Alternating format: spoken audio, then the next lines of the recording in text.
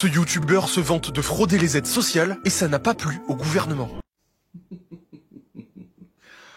Bonsoir à tous, bonjour à tous, ça dépendra de quand vous me verrez. Ah. Petite vidéo pour expliquer le plus gros canular de ce début septembre 2023, dans lequel sont tombés une multitude de médias dits officiels, dits mainstream, et surtout une multitude d'influenceurs, de gens faisant des vidéos, produisant des contenus vidéo sur les diverses plateformes de réseaux sociaux, issus de la diversité, qui ont voulu tout de suite montrer leur désaccord, leur réprobation, même leur colère pour certains d'entre eux, et allant jusqu'à bien sûr donc nos médias mainstream, les professionnels de la réaction, les plus réactifs, les plus réacs des Français composant ces médias mainstream, quel que soit leur bord politique.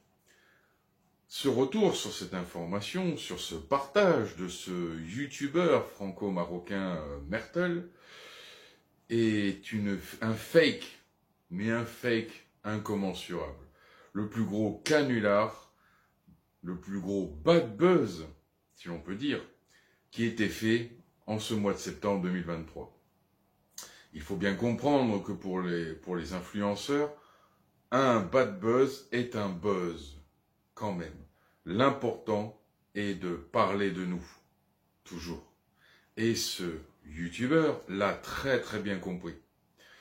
Il faut bien comprendre que pour une simple analyse de quelqu'un qui pousse un peu sa réflexion, au-delà de l'effet dubitatif, interrogatif, choqué, offusqué, scandalisé, il est évident que ce personnage ne touche absolument aucune aide de l'État d'handicapés, AAH, etc., etc., auprès de la MDPH ou de la Caisse d'allocation familiale.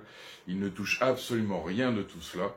C'est clair et net, et vous le verrez dans les jours à venir, après que l'enquête ordonnée par Aurore Berger ait eu lieu, ministre des Solidarités, et donc responsable de tous les services permettant d'acquérir des prestations sociales, familiales, vous verrez que suite à l'enquête qu'elle a ordonnée, ils découvriront que ce personnage ne touche aucune aide handicapée, et qu'en fait il est juste offusqué par la soumission des Français à l'hypertaxation de la France.